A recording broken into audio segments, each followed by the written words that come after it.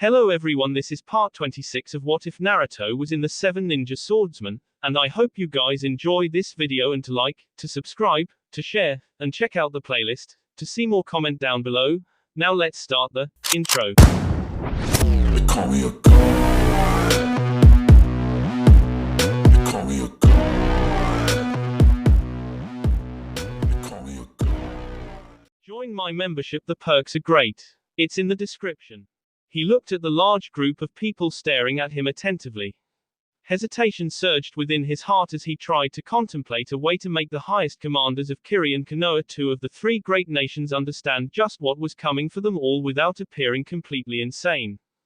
The 7 ninja swordsmen had nearly rebelled against him once when suspicions had arisen over his true identity. If not for Mangetsu's unwavering faith in him, the Hozuki heir had rebuked Zabuza severely for even considering such rumors. Haku, Amayuri and Jinpachi had backed him, making even Kisame relent. Zabuza had been the lone voice of dissent, or voice of reason in the swordsmen's opinion, and he was not wrong if Naruto was being brutally honest. If not for the swordsmen's powers and influence over their shinobi, Zabuza would have been Still, such dangerous actions could not go unpunished, and the man found himself silently removed from the top leadership. Zabuza was assigned command of their navy, an important position but not one that was as glorious as the role of a legion's general that would be fighting important battles for the growth of their new nation. The remaining swordsmen had been relieved to not have one of their own be by the Mizukage for entertaining such conspiracies and accepted the verdict that Zabuza had to face. In fact, this was the first time in a year when the man had even seen his former comrades or the Mizukage, considering they had been campaigning while he was left behind to look after maritime security and shipping lines in the rear with the navy. Lord Fourth. Naruto was brought out of his thoughts when his wife gently called out to him and saw even Tobirama looking at him with concern. What does a Wagakur have to offer for requesting peace? He asked calmly, from his seat in the center of the large conference table. Immediate ceasefire across all fronts. Land of Waterfall will remain independent with a Wagakur as their security guarantors should Kirigakure make any hostile moves. They are willing to admit their mistake in starting the Second Great Ninja War, explained Tobirama. Nonsense. They insult us with such an offer, said General Jinpachi Munashi angrily. They want to end this war with a meaningless apology and no reparations when we have reached the doorstep. They can't be serious, Lord Tobirama, said General Mangetsu Hozuki, albeit a bit more calmly than his fellow swordsmen. They came many of our shinobi and even some of our predecessors in the 7 ninja swordsmen, reminded Zabuza heatedly. In response to you launching a badly planned invasion of their lands, retorted Shisui Uchiha, only to have Amayuri Ringo's her hand over the table. Then we'll just have to finish what our comrades started. Our legions will swarm their lands and crush them once and for all, threatened General Amayuri Ringo. They have more men than you, General. Not to forget 3 Jinchuriki now that the land of Waterfall has allied with them to protect themselves from Kirigakure's relentless march. You have well-maintained supply lines now, but if you stretch any further your legions will be in trouble.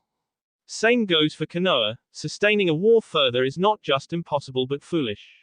Think about our people than your pride, rebuked Tsunade Senju. Tobirama watched in painful silence as the two factions argued fiercely against each other, to think they were allies. He looked at his son and respected him a bit more for being able to keep such fierce and ambitious generals in line so far. There was no doubt of their power or battlefield leadership, but they were not able to understand the larger picture of the war and its effect on their economies and most importantly their people. But would his son truly stop his conquest now? Granted the odds were against him even more, but that had never stopped him before. A Wagakur and its Tsuchikage understood this grave threat and wanted to put a stop to it immediately. Enough. The ninjas from both sides stopped their relentless arguments and insults when they heard the thunderous command from the Mizukage himself. I understand my general's wishes and to be honest I don't trust a Wagakur to uphold this peace that they are fighting for right now, said Naruto carefully, and raised his hand to silence many of his generals from commenting any further. At the same time, I am a practical man. I will not endanger my nation and my men in another gruesome campaign.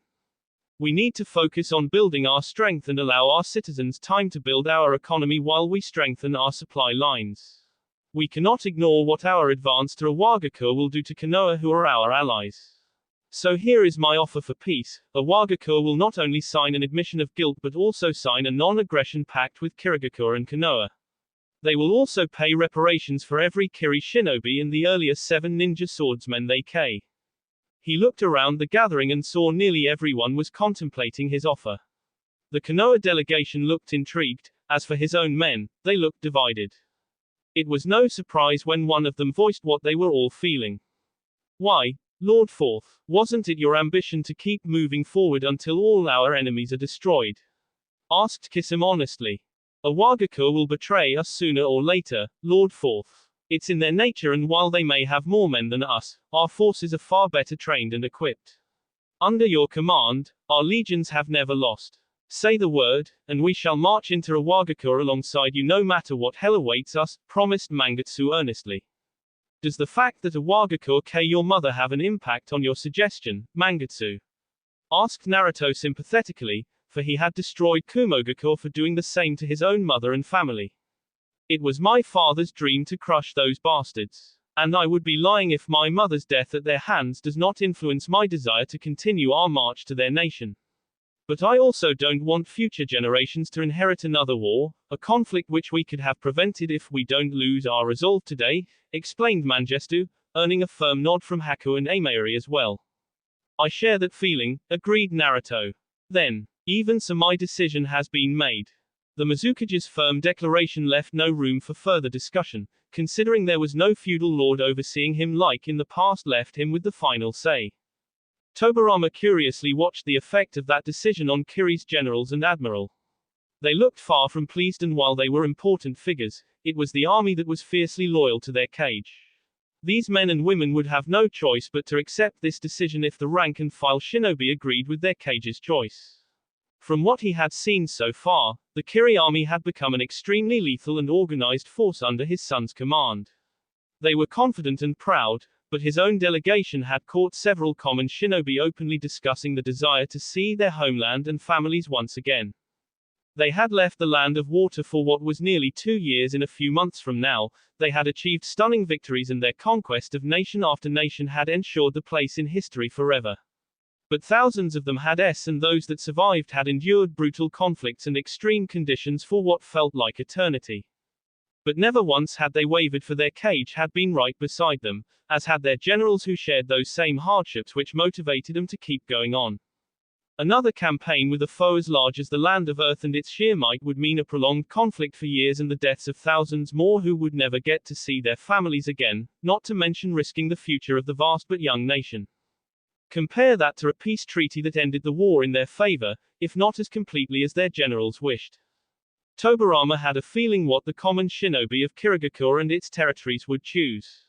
Even if the Kirigakure generals wanted to continue fighting on their own, their men wouldn't follow easily. Not unless they had their hero and supreme commander, the 4th Mizukage, leading that campaign.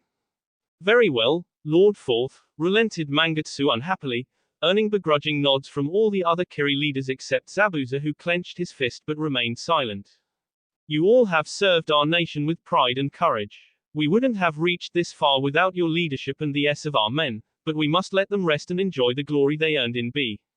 We will continue strengthening our supply lines and increasing our strength. In the event the land of Earth and Iwagakure make even a minor hostile move against us or our allies, they shall feel the wrath of our legions, promised Naruto. Tobirama nodded to that promise, since it was fair and was much needed to pacify the disgruntled Kiri generals. I will personally announce this decision to our legions, said Naruto resolutely. He received affirmative nods from his men and smiles from the Konoha delegation and his wife, but they were all quite intrigued when the Mizukage only glanced lower at his entwined hands. Tobirama saw happiness as well as sadness present on his 26-year-old son's face. I've been at war my entire life. As a child survivor of the First Great Ninja War, and now as one of the key participants in the Second Great Ninja War. I've led men into battle countless times, many of them never returned home. They without realizing the dreams and hopes for which they everything.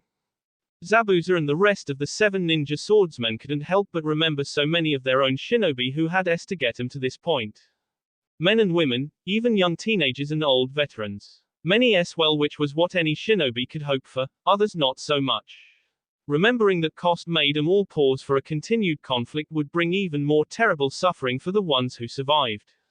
The shinobi and citizens for whom those heroes had their lives, could they let it all go in vain for their pride and fears of the future?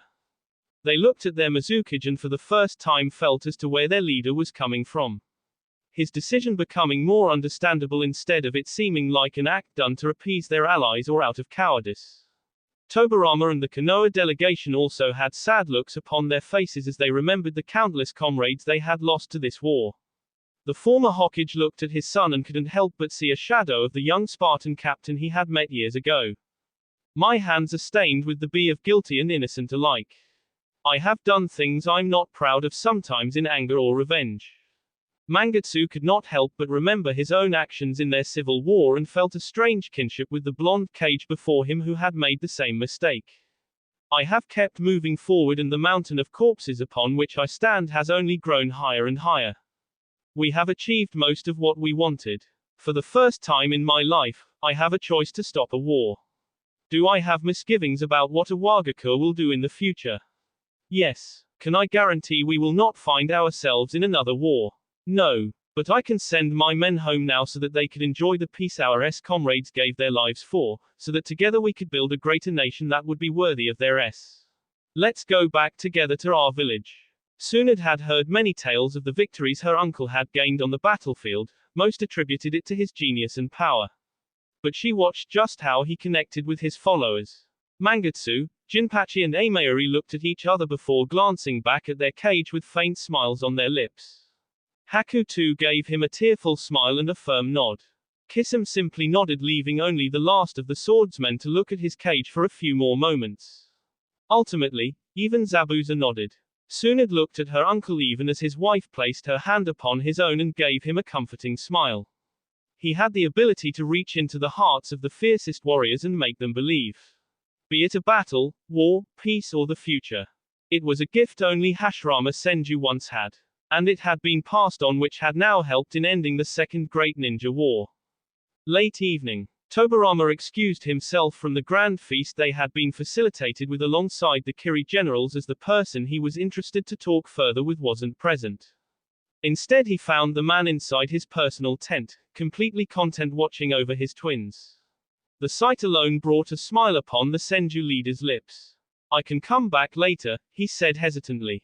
Come, Lord Tobarama. Anyway, May won't be back from the feast soon, you can talk to me, answered Naruto calmly, even as he offered his thumb for his daughter to hold, which made the infant laugh. The former Hokage arrived by the Mizukage's side, and even now he found it both unbelievable and fascinating to be looking at his grandchildren. Why didn't you join the feast? Asked Tobarama curiously, even as he saw his grandson Arima looking at him with a calm expression on his face. I barely get any time to see them since I am on the front lines and May stays with them in Kumogakur. If not for you coming here and my desire to make them meet you, I wouldn't get this time with them, answered Naruto truthfully. Tobarama understood that feeling quite well. If given a chance he would have very much liked to be a part of his son's early life. Maybe if he had been there, his son wouldn't have endured all he had. I appreciate that, although I doubt they'll remember meeting me or Tsunade with them being so young, replied Tobarama with a smirk. Even so, I had to make them meet their family. That is their right, whispered Naruto. You're a good father. The Mizukage smiled upon hearing that rare praise from his father and allowed the Senju leader to hold his granddaughter in his arms when he asked. Inoue looks a lot like May, and Arima takes after you. Naruto nodded until Tobarama looked at him seriously. Tell me the truth, son. You were in no mood to end this war just yesterday, what changed? I'll admit you are quite better than me at motivating people, especially your men. But I feel there is something more than just a desire for peace that made you end this war, said Tobarama suspiciously. As expected, you're right. Yes, I have other reasons for seeking peace, answered Naruto truthfully. Which are? Prompted Tobarama. Organize a cage summit between the three great nations, even invite the smaller ones that are still standing. I'll reveal it there since this concerns us all, said Naruto frankly. What are you saying? Asked Tobarama once again. I'll reveal it there. You want peace and an end to this war, then you will do this. Tobirama narrowed his gaze and had a feeling whatever his son was not revealing was not something he would like at all. I'll see what I can do, he replied carefully. His son merely nodded and Tobirama didn't know why it made him even more uneasy. There was something here that he wasn't able to understand just yet. Something wasn't adding up. If his son was sending his forces back home once an actual peace deal was signed, then how was he going to achieve his objective in Azu if the fire daimyo and the Hokage gave the go-ahead? His eyes widened as he remembered the Edo Tensei reincarnated Spartans he had met more than a year ago, summoned by Madara himself. There had also been rumors of an Uzumaki mercenary who had been a part of his son's campaign. The only one Naruto would ever trust like that from his own nation would be a fellow Spartan survivor. You're going to make a move on the Azukage, he deduced, his voice turning cold when he saw a smirk upon his son's face. Do you really think I'll wait for permission from the likes of the brat Hiruzen and your daimyo?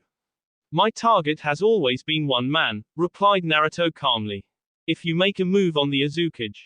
Tobirama was silenced when his son's eyes turned red as he gave him a glare. It is happening. I have waited for more than a decade for justice to be served. I thought you would be sensible but clearly I was mistaken. I'll make it simple for you, stand aside or else I'll join with Iwagakure and finish what it couldn't, threatened Naruto. You would dare? Challenged Tobirama, his own anger unable to be stopped upon hearing that stark threat to his nation. And you would dare risk a war with your own son over the Azukage? It was leaders like you that got my men killed. There will be a reckoning for that. Azu is my motherland and we will ensure the wrongs are corrected. You call me your family yet always put Konoha's interests above my own. I guess I was foolish to expect anything from you. My mother knew that, which was why she left and never revealed my existence to you, for Konoha would always be supreme to you above even your own family, chastised Naruto. You know that's not true, said Tobirama sadly, only to hear the young Kage scoff. Then stand aside and let me do what has to be done. That is if you were truly honest about correcting the injustice done to the Spartans, the promise you gave to my brother that day. Tobirama remembered his vow to Nagato Uzumaki quite clearly, yet to permit a direct attack on the Azukage and their oldest ally. Why do you have Hashirama's cells in your left arm, Naruto? Ever since he had arrived here, he had known something had been off about his son. At first, he hadn't been able to detect this dark reality, for the Azukage had gone to great lengths to suppress this power from Tobirama's sensory grasp. But now he was certain, there was no mistaking this. He looked in the eyes of the young Kage to see no remorse or hesitation. What answer would you like? Asked Naruto. Tobirama clenched his fist as he had a terrible feeling in his heart. Whatever you are doing, this end goal that is driving you forward, there will be consequences for it one day, son, whispered Tobirama sadly. Is that a threat? Asked the blonde Kage. No, I do not agree with your hastiness and am disappointed with your lack of faith in me, but I made a promise to Nagato and those Uzumaki children. That I will help them get justice, one they never got in life but will in death. It was mine and Hashirama's mistakes as well as the Azukage's decision that led to their deaths, my elder brother's, before he could get the chance to correct the wrongs. But I am still here and accept the consequences of our actions, confessed Tobirama calmly. You'll get in trouble if you hide this from your people when they come to learn about it after the deed is done, warned Naruto. That is my problem to deal with, not that you give a.s. Naruto flinched upon that harsh but deserving remark, which made him lower his head for causing his father additional trouble. We don't plan on the Azukage if it can be avoided. If he confesses to his actions and resigns, there will no need for B, answered Naruto truthfully. Would you do that if you were in his position? And there it was. The everlasting bitter truth which the Azukage was forced to face by his own father. The Senju leader looked at his son with a knowing gaze. Every action has a consequence, son. This one will be no different. Walk on this path if you want to, but ensure the children don't end up suffering for the sins of their fathers. It's something which I failed in. Naruto's eyes widened in shock and his gaze instantly shifted towards his son and daughter. There were risks to his plan, but he had planned for every possible contingency. He looked back and found his father had already walked away. Anger surged within him as he clenched his fists bitterly. It's exactly why I must atone for my sins and create a better world, for their future. Something which my comrades never got. Next day, May watched the Konoha delegation leave for their own village in order to finalize the terms of the ceasefire with Owagakur and thereby bring an end to the Second Great Ninja War. The news had been met with overwhelming support from their own legions, barring a minority that wanted to continue fighting but were stopped when their Mizukage himself declared his desire to end this conflict and send them all home, back to their families and loved ones. While publicly she had voiced her support in favor of her husband's decision, as had the 7 ninja swordsmen, she couldn't help but feel something was wrong. It started with Naruto's insistence of Tobirama Senju and his grandniece being allowed to meet their children, then to the way he had signed off to a probable end to this war with less harsh terms for Owagakur's surrender, and now he wanted to organize a cage summit inviting all the leaders of the world. This was completely unlike his usual behavior and his plans of conquest which he had shared with her nearly a year ago. She could understand not disclosing his reasons to the 7 ninja swordsmen and their legions, even their allies, but she was his wife, the mother of his children, not to mention his chosen successor in the event of his untimely demise. Their marriage had been made for political reasons which had elevated her clan's status to the highest level within their nation, matched only by the prestigious Hozuki clan. Even her own future changed for the better as she finally managed to get the respect of her countrymen with her actions in the war and in her efforts of building their nation. She owed everything in her life, including her 2 beautiful children, to Naruto, and if she was being honest, he had been anything but the ideal husband. He had cared for her with all his heart, and there had been moments when she had seen a gentler side of him. The way he was with their children truly pleased her. And yet she knew deep down that he was keeping quite a few things from her. He never talked about his family or his past, never even discussed about his previous wife, and had even shut her off quite harshly when she had tried to comfort him on that woman's death anniversary. That had been the only instance when he had behaved in such a way towards her, and it had given her a glimpse as to how much he had loved Ino Namikaze. And how she would probably never get the same place in his heart, no matter how hard she tried. She found him back inside their quarters going over a few reports after he had left early from bidding farewell to Tobirama Senju and his entourage. She had not missed the tension between them or the way the Senju leader had reacted upon seeing her children. It was as if he was looking at his lost family, and that unsettled her quite deeply. May, I will be leaving for a few days tomorrow, he said calmly, without even looking at her. What is going on? She asked seriously, making him finally look up to see a heavy frown on her hardened face. I don't understand, he answered, confusion evident on his face.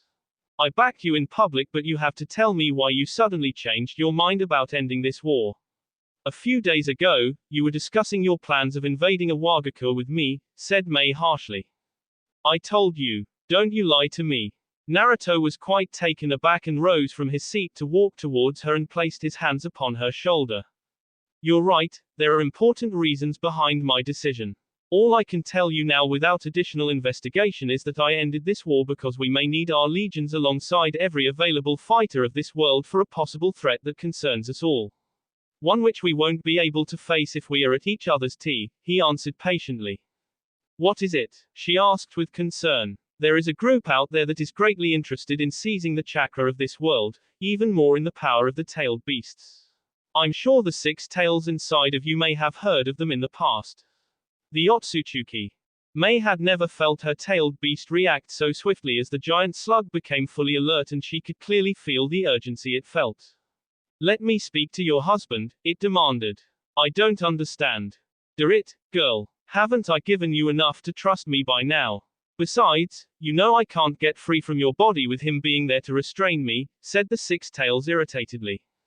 May could not help but acknowledge the truth behind those words, as the 6 tails had remained dormant and not tried to break out of her when her seal had been at the weakest during childbirth. It was also true that the 4th Mizukage had defeated not just it but also the 3 tails in single combat together during the Civil War, which made both the beasts belonging to Kiri to be wary of launching any further rebellions and be punished severely by the young but powerful cage. She allowed its request but also ensured her conscience was active as the beast looked at the cage seriously. Where did you hear about that? Demanded the Biju flatly. Judging from your alarm, you haven't forgotten about them since the days of the Sage of 6 Paths. That myth may just become a reality as a scout showed up on this planet and was dealt with swiftly. If my guess is correct, the main army won't be far away. We need to prepare, said Naruto seriously. Mei was increasingly alarmed when she felt the beast's resolve harden considerably as it glanced at the fourth Mizukage. Old man Six Paths told me and my brethren that those guys are a threat to everything on this planet, including us tailed beasts. That we had to set aside all differences and stand with mankind if they ever came, whispered the Six Tails honestly. It was surprised when the young Cage extended his right hand towards him. I once told you and your brethren that someday I shall help improve your conditions. This is our chance, help me in this war and humanity will remember your contribution. Instead of being regarded as wild beasts, maybe you will be instead remembered as guardians of our world against all threats that await us. Leave uniting humanity to me, and focus on uniting your fellow tailed beasts. While you are at it, brief my wife as to what we are truly up against, for I need to go. The tailed beast sighed at being ordered around like that, but it was willing to see the man some slack considering the possible threat he was trying to investigate. Leave the other beasts to me. Do you really think you can unite your prickly race? Asked the Six Tails doubtfully. I will. No matter what it takes, promised the Mizukage resolutely, much to his wife's surprises as she witnessed his ironclad resolve. We'll see. 2 days later, Kushina Uzumaki had been standing atop her boat and observing the land in front of her, the sight of which alone brought back so many memories. Happy and tragic alike. Her village, Azushiogakur. This was where her story began, a nation for whom she had dedicated her heart and life only to be betrayed time and again. She could not help but love and hate it at the same time.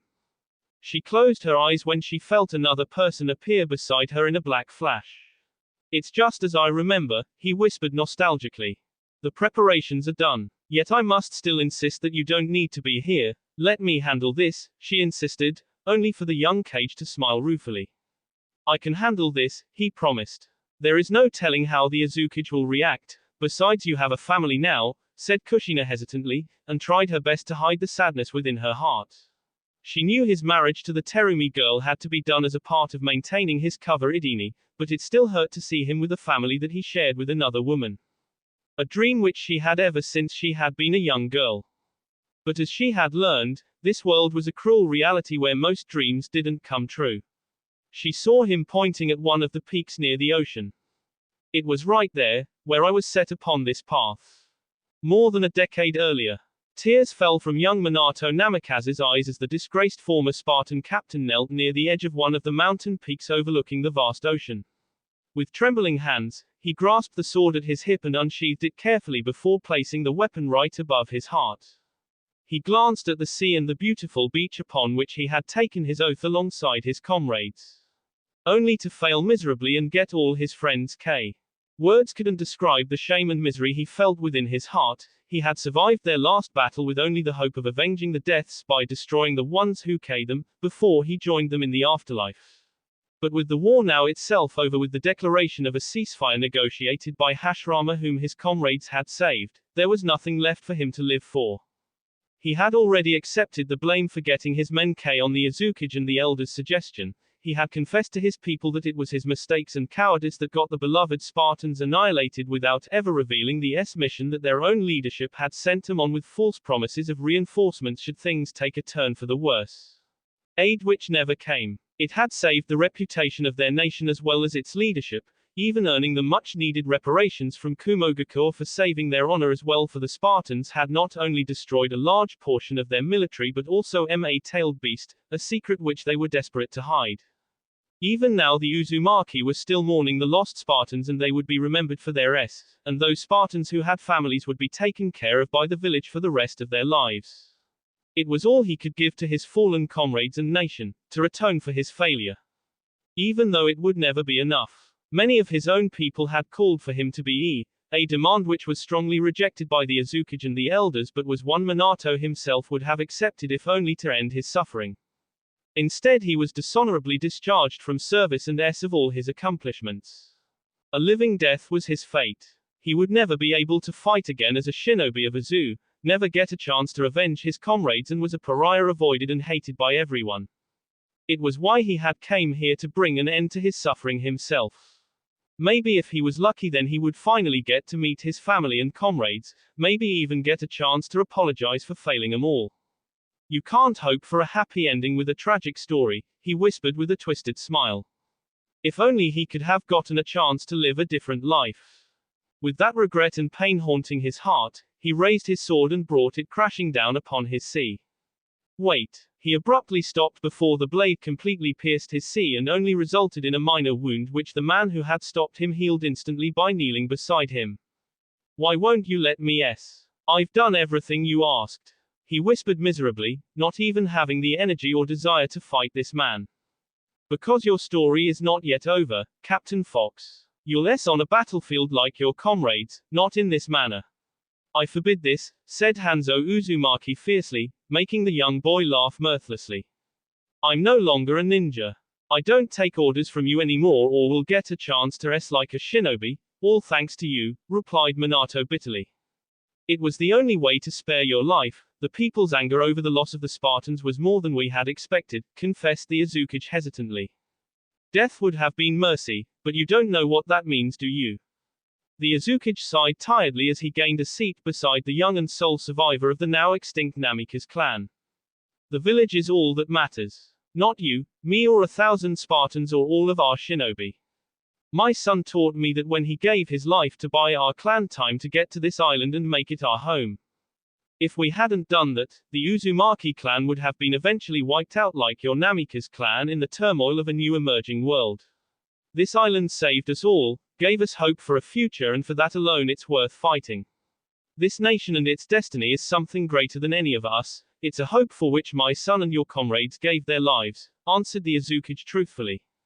Does the reparations we received from Kumogakure and support for your continued rule from Konoha also a part of this noble endeavor? Hanzo was quite taken aback and looked at the former Spartan captain in surprise. It would seem even after being discharged he had still managed to keep a few tabs on their leadership without them even noticing. It was a testament to his skills and their weakness, but it also gave him a solution to the problem they were facing. If I had known this was the price of freedom for this nation, I wouldn't have paid it, confessed Minato honestly, his gaze pointed at his feet sullenly. Do you remember the first day we met? Asked the Azuki. Minato remembered the day clearly as it had been the funeral of his adoptive father Yahiko Uzumaki, who had while battling Kumogakure and saving his comrades. If Yahiko had not you wouldn't have developed a vengeful heart towards Kumogakure, said Hanzo honestly. Is that why you chose me to lead the Spartans? Asked Minato seriously. Your abilities were truly impressive, more than anyone else's was your leadership ability. But to be honest, it was the hate that I saw in your eyes that made me believe. One which turned even more stronger after your mother's death at the hands of Kumogakure. You were willing to set the whole world on fire to revenge your parents. You were willing to become a devil for the sake of victory, willing to walk the dark path if it got you your vengeance. None of your comrades, including your brother, had that darkness in their hearts. It was that resolve of yours that helped us bring an end to this war, confessed Hanzo. It only made the boy beside him weep as he understood the heavy price he had paid for that victory. There is still a way left for you to revenge your comrades and atone for your sins, said the first Azuki, but the boy still didn't look up. The first great ninja war may have ended, but another one will start soon enough. You may no longer be able to fight as a frontline shinobi, but you can still protect this nation for which your comrades dissed. I want you to go to Kirigakure as a spy and help us forge an alliance with them. In the event Kumogakure attacks us again or Konoha turns on us for some reason, it would be good to have a backup ally for such a situation, said Hanzo seriously. I can't. Hanzo sighed upon hearing such a predictable answer from the broken Spartan captain, which made him procure a familiar photograph, the sight of which made the boy tremble and grasp his head even as tears fell from his eyes. I am giving you a chance to revenge your comrades and family, said Hanzo patiently. I don't feel anything except guilt and pain, Lord Hanzo, whispered Minato sadly. That's more than enough. The shocked boy finally looked up to see the Azuki glancing directly into his eyes with a judgmental stare that made him tremble. The reason I am giving you this mission is because you chose the path of vengeance. If you hadn't, maybe you wouldn't have become a shinobi, which may have saved your brother's life as well since he enlisted to protect you. You had a choice and you still accepted the mission, for otherwise you would have lost your path of vengeance since Azu would have been defeated in the war. If you had made a different choice, maybe you would have suffered, but your brother and your men could have been alive today. Nagato could have lived a peaceful life and Kushina could have married you and fulfilled her dearest wish. But you chose to go into that hell and take them all with you. Minato trembled as those very words vindicated him of the guilt he felt deep within his heart, one that ate away at his very soul. I allowed my son to for this nation, and ordered so many shinobi including the Spartans to meet their end for the sake of my clan's future. That is my sin as is yours for choosing vengeance which led to this result. We both are selfish men and until the day we get what we deserve, we must keep doing what must be done, said Hanzo seriously.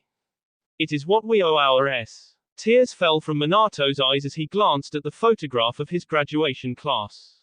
A memory in which he could see Nagato, Kushina, Hayate, Kasumi and each and every one of his comrades smiling at him. A memory in a long and miserable life where he was truly smiling and was at peace. Minato Namikaze shall today on this peak as a disgraced shinobi who took his own life over the guilt of getting his comrades K. He shall get no honor in the end and will be remembered as a traitor by his own people. Hanzo was satisfied when he heard no protest from the broken boy who only looked at him for a solution to end his suffering and atone for his mistakes before meeting his end. It was more than enough for Uzushiyogaku's future as he would still be useful. Each of our operatives acting as spies receive new names as part of their assignment. The same goes for you as well, said Hanzo honestly. A name with a meaning and purpose, one which will help you to do what must be done and give you strength that was stolen by this cruel world. Minato hesitantly nodded, earning a brief smile from the Azuchage who placed a hand upon his young shoulders. Honestly, it is quite an uncommon name not used very often in this world. In truth, it can trace its origins to a ramen topping, said Hanzo with a chuckle. He sighed when his attempt to make the boy smile a bit only failed miserably as he simply stared at him blankly. However, I personally believe that it also stands for a person who keeps moving forward no matter what challenges are thrown at them. Against all odds, this person shall keep fighting for a better world, freedom and peace, said Hanzo honestly. What shall be my name? Asked Minato hesitantly, some curiosity finally appearing on his sad face. Naruto Namikaze. All those feelings from that day came back to him as he stared at his homeland, for which he had blindly walked upon that self-destructive path until he had met Ino. He had resigned himself to in the service of an ungrateful cage and a nation that hated his very memory, until they disrespected his wish of letting the last Spartan live in peace. They had messed with Kushina's free will when she had tried to reveal the truth to their people, tried to turn her against him, even going as far as giving her proof to expose his true identity if he didn't toe the line. The only way he could atone for his failures was by restoring the lives of his comrades with Madara's help. Lives that were in his path of vengeance. But they would never be able to return to their nation as long as Hanzo Uzumaki ruled and did everything to hide his own crimes. If what he had done to Kushina and even to him in the past was any indication, the man wouldn't stop to eliminate the Spartans, which would render all his efforts pointless. You can still turn back. He smiled and placed a comforting hand upon Kushina's shoulder, for she was truly a kind person who found it in her heart to accept him after he told her the truth. She looked up in the sky as several familiar faces appeared on the horizon and a smile arrived upon her lips as their deceased comrades joined the two of them. Naruto turned back to look at his comrades and saw nothing but determination in their hardened gazes. He clenched his fist and thumped it over his sea. It was his confession and apology at the same time. For you, we give our heart. Nagato, Hayate, Kasumi and every Spartan including Kushina clearly saw the apologetic eyes of their captain staring back at them all. I can finally make this right. Madara has promised to bring you all back to life once this is done, promised Naruto sincerely. We're not here for that, Captain, replied Hayate honestly. We're here for you, elder brother. To restore what was stolen from you, promised Nagato. And kick that old geezer off his mighty throne. There will be a reckoning for that bastard tonight, assured Kasumi fiercely, her anger at being left still burned deep within her heart. We are here to break the cycle so that future Uzumaki children don't end up like us and hold the Azuchage responsible for what he did to all of us, said Kushina with determination. The fourth Mizukage had a brief smile upon his lips as he looked at the resolve of his comrades. He remembered his promise of bringing them back, whether or alive, and how miserably he had failed in that. Looking back, he shouldn't have made such a promise in the first place, but the younger him had not seen what he had in the past decade.